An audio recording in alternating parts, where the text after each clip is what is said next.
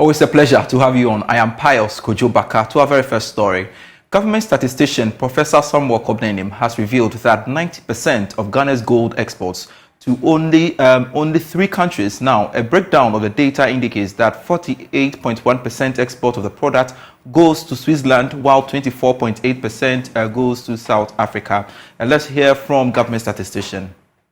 Findings from the Ghana 2022 Trade Vulnerability Report indicates that 4 countries, Switzerland, China, Canada and South Africa, account for over half of all exports, while 6 countries, China, UK, Netherlands, USA, India and Switzerland, are the source of about half of all imports. From the perspective of commodities traded, over 2/3 of all exports come from only 2 specific products, that are gold bullion and crude petroleum oil. Imports, on the other hand, have a lot more different commodities, contributing to 2/3 of all imports. Professor Kobnenim is the government statistician. So the first commodity is gold, which is simply gold as we know, or the one that is en route or semi-manufactured, or the one that is in the powdered form. Then the second commodity is mineral fuels and oils. This is one particular classification that we single it out and do further analysis of where we export it to and where we import it from. So here, if you look at it, just think about our mineral fuels, our mineral oils, particularly think about since 2011 when we started our export of oil, and how this classification particularly changed from then up until this time, and now asking ourselves, how do we get these commodities refined in wherever we take them to and then get them back into the country? He stated that in 2022, there was a trade deficit of 4.5 billion cedis, with total import of 148.6 billion cedis and total exports of 144.1 billion cedis respectively. Only for Africa and North America, the value of exports exceed imports. In the context of trade, the kind of structural transformation that we're thinking about is where, one, you get your balance of payment right, which simply means that you always are recording trade surplus, indicating that you have more exports than your imports. And then you can only achieve that when you move from primary commodities, unprocessed commodities, to commodities that are resilient in the market and can command higher prices. The other part of the conversation that is completely missing is when we tend to monetize everything. And this is simply because we've not studied the data very well and threw away the fact that through negotiations based on your understanding of data, we can have very good trade relations. The Ghana 2022 Trade Vulnerability Report highlights Ghana's international trade vulnerability, which has the potential to constrain the strengthening of the economy. How do we address the country's high balance deficit? Professor Charles Godfred Aka is an economist at the Institute of Statistical, Social and Economic Research and has been providing us with some answers. So we need to produce enough food, like we are talking about onions from Niger, tomatoes from Burkina, and rice imported from Asia, all of that, sugar. These are things that we have capacity to produce. So if they produce them here, and to produce also at a large scale and at a cheaper cost, because sometimes imported things are cheaper. So if you talk poultry, imported poultry is cheaper if it's cheaper than the local one. All things because people would like to look at both the quality, the taste, and also the cost. So government needs to make sure that with agricultural policy and industrial policy, we are able to produce enough food and also transform them in terms of process them so that they can be cheap and they can also be of good standard that can compete with the imported ones. That needs to be done, and that would deal with the import side of the equation. If the goods are here and then they are cheap and then they are also the taste and the quality is standard, nobody would like to import. What government can also do is to raise a little of the import tariffs to make sure that the imported goods if they come in at all, don't ban it, but you put a high taxes on them that makes them a bit more expensive so that you can give some advantage to the domestic producers. That is a good policy, it's a wise policy to do. That would address the import side. How will government do that? You have to look at the cost of production. The cost of production in Ghana is expensive. Cost of labor, cost of credit, inflation, the poor transport links between the regions and between the food producing areas and the markets and the urban areas, which means that government needs to invest in infrastructure to connect the rural areas to the market and to the urban areas, and make sure that we have enough factories, to make sure that the policy rate of the central bank comes down and the interest rates are not hanging around 40-30%. They have to come down to their single digit so that businesses can borrow, and they can also borrow long term and borrow cheaply so that they can compete with the foreign goods. That has to be done. Then on the export side, because we export very little, so again, government needs to make sure that we produce enough good quality goods that can compete in other markets, can go to Asia, can go to Europe, can go to... At the moment, we just export mainly raw materials and mainly gold, bauxite, manganese, raw cocoa beans, and raw crude. That's not good. It doesn't create jobs. It doesn't give that competitive pricing. So when we now decide that, okay, we are going to revamp TOR, or we are going to allow some investment to be able to process our crude, we are going to process our gold, we are going to process the cocoa, that creates jobs for the youth that are unemployed. And that adds value to the cocoa beans, and then you can export and get more export revenue. When you do that, then you always have a trade surplus. That means that you export more than you import. You have a lot of large, maybe say 10 billion. Some countries have about $30 billion of trade surplus. We are now recording about 4.5 billion trade deficit. So that means that we need about 4.5 billion cedis every year to be able to meet up with our export and import bill. That's not good enough. And then you turn up going back to the IMF to borrow 3 billion. So we need to look at trade and know how to export more so that we can get more export revenue. That cannot be done by the private sector alone. It will require government support, industrial support, to support those businesses that can go to export. Like say Blue Skies, for example, is a typical example. They're doing well, try to export fresh juice and cut fruit.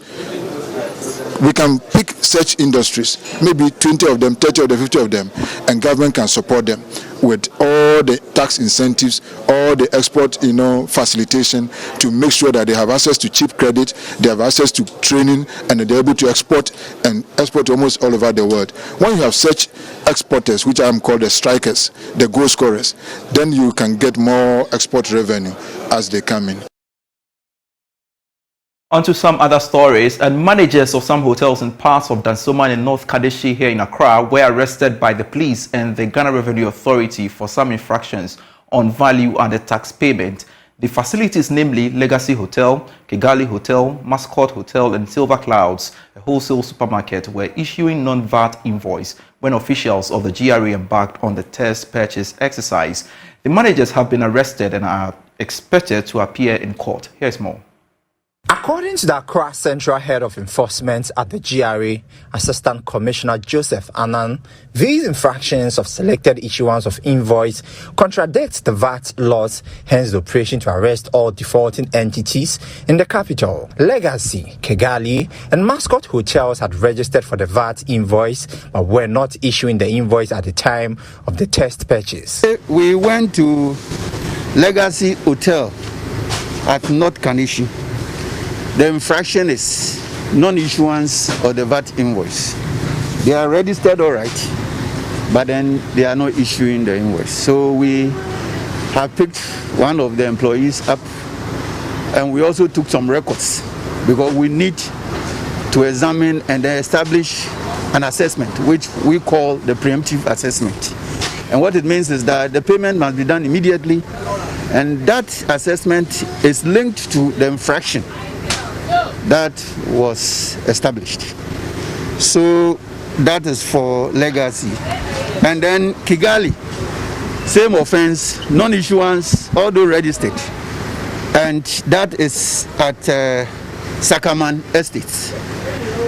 We journeyed on to Mascot Hotel, Dansoman exhibition, the same infraction. non-issuance of the invoice. Assistant Commissioner Joseph Annan has confirmed an improvement in VAT collection as a result of the enforcement exercise which began last year. He noted that collection of VAT has increased by 90% year-on-year since 2021. That in attribute to operations which include the electronic VAT system and other tools introduced by the GRA. May this year we have done this growth, studied the growth pattern year on year. Last year, May, the collection for VAT was 646, thereabout, million cedis, Ghana cedis.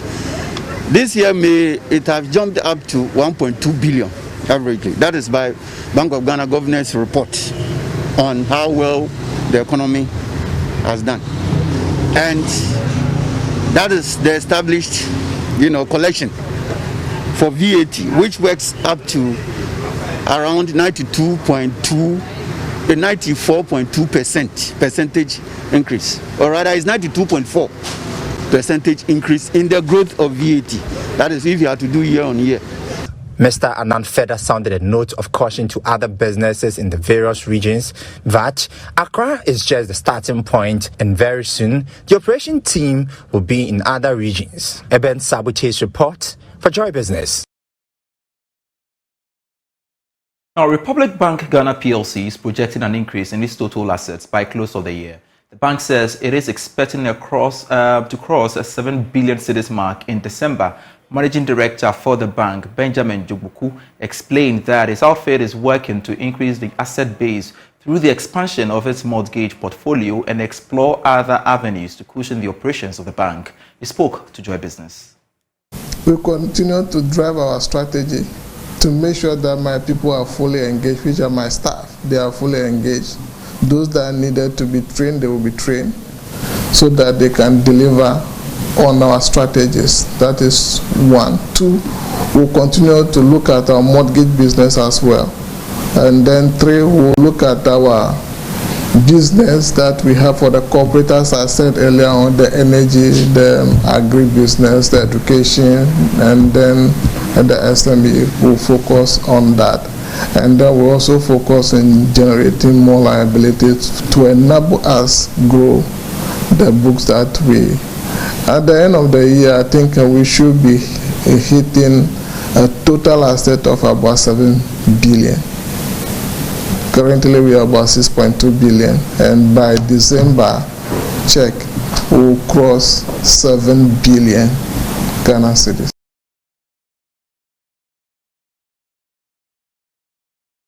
More within the space, the Bank of Ghana has justified recent policy rate hikes, insisting it has helped slow down the rate of inflation in the country. Since July last year, the policy rate has been increased 6 times to the current state of 30%. Some have questioned its impact, especially with a recent marginal spike in inflation to 43.1% in July. Dr. Philip Abreduotu is the Director of Research at the Central Bank. The uptick that you saw was purely food-driven. It had nothing to do with monetary policy. Then we don't need a policy rate. Well, but the thing is that is why the central bank came out with a measured increase in the policy rate. And that is why we saw a 0.5. The thing is, if you don't take care, this small uptick could feed through to non-food prices and create problems for you down the road. So it's very essential that you take steps to act now and forestall any future pressures that will come along the line. And George, in terms of our monetary operations this year, it has been very effective. What does the data tell you? Is the data giving you that numbers? Because when you engage businesses, when you engage certain actors in the economy, they still think that this tool is not effective because government's operations, why is it not effective? And all George, the rest, inflation is going up and all the rest. Well, but George, in the recent survey that we had of businesses and consumers, they seem happy that your policy measures are working. That some stability has returned. Targeting is working. That some stability has returned on the exchange rate front. And I think, should this give assurances to business, some businesses were optimistic about the future. Because, George, you are always talking exchange rate on your shows in the morning. It's a key critical indicator. Businesses,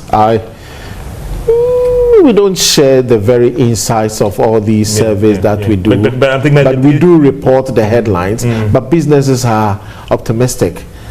I think it is interest rates that have gone up slightly as a result of our policy measures that we've taken in the past, but they will begin to come down.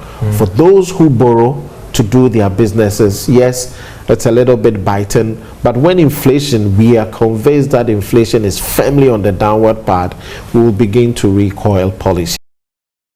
Meanwhile, a banking and finance lecturer at the University of Professional Studies, Dr. Jabri Mohammed, is projecting that Ghana is going to witness a surge in inflation as a result of the Bank of Ghana's 60 billion cedis loss.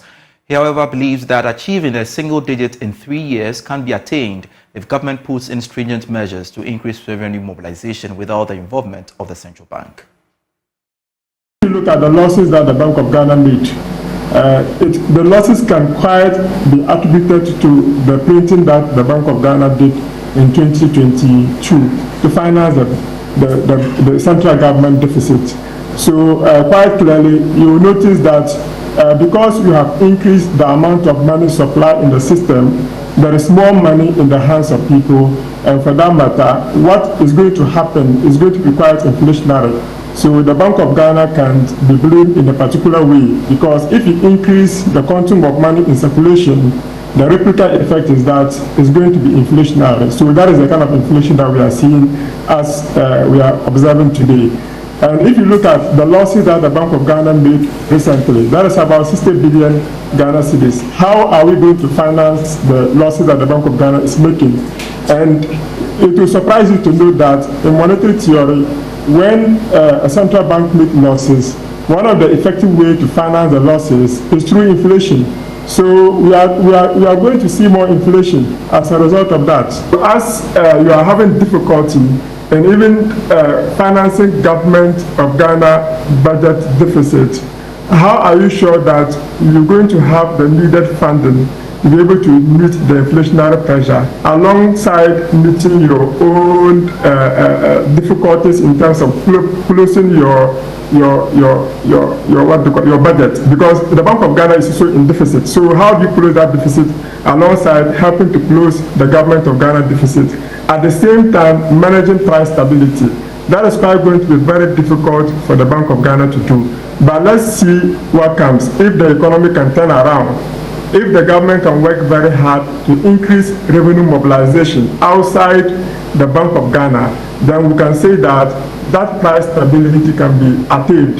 Because the Bank of Ghana, the government of Ghana is supposed to also do something to maintain price stability. Price stability should not just be left in the hands of the central bank, but the government of Ghana should also look at its own fiscals. They should stop their fiscal misbehavior and work very hard so that they can close that gap that we are trying to look at. This is still Business Life. More after this break.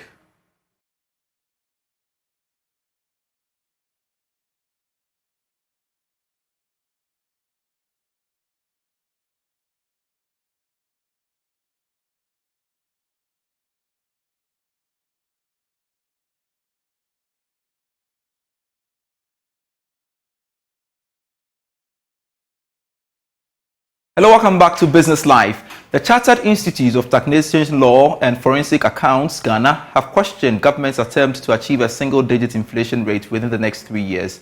The institute describes it as difficult and one that needs enough sacrifice on the part of government.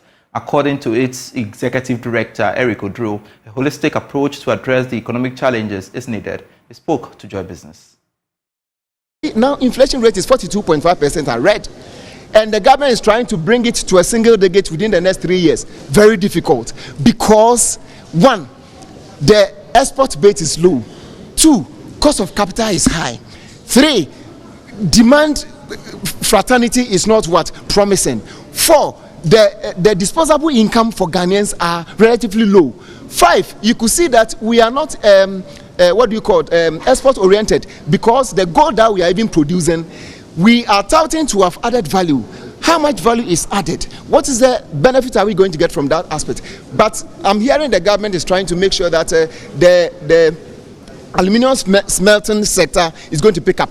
But what mechanism, processes, abilities, policies have you put in place such that they will be able to contain the marginal increase, such that once the marginal increase comes, we are able to contain the revenue, and that marginal increase will curtail going to source money from outside. Until we do these things, I tell you that it's going to be what? Very difficult.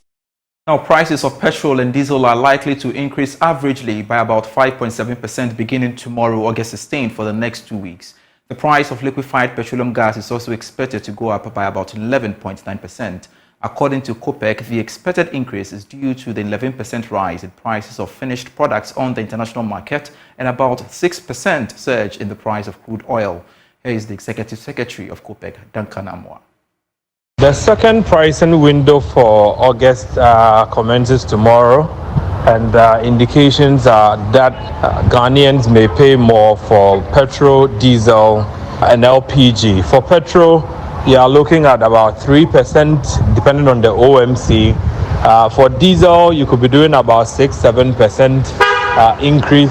Again, for LPG, you are also looking at something in the region of 8 to 12%. These are numbers we pick up as of today. Now, stakeholders within the aviation space are calling for massive investments within the industry to expand the capacity of the sector. According to a fellow at the American Society of Civil Engineers Committee on Airfield Pavements, Engineer Leslie Alex Ayer, there should be a broader consultation to sanitize the operations of air transportation in Ghana. He spoke to Joy Business. You know, Ghana has a good record in aviation, and what we need to do right now is to maintain our reputation and build on it. And we have a very good record in aviation circles, and I think this is an opportunity to let it be better than it is right now. Currently, in order to make the capacity, you know, you have the Terminal 3, and since COVID, you know, COVID just disrupted a lot of things, and since COVID, traffic has been building up, and we have a lot of confidence. A lot of airlines are flying to Ghana. You know, Ethiopian used to do 7/7 one flight. Now they're doing 10. The other airlines that are coming in, they want to increase. British Airways is increasing its operations in Ghana, and I think the United and the Emirates, they all want to follow. So we should have our infrastructure should be able to cope with it.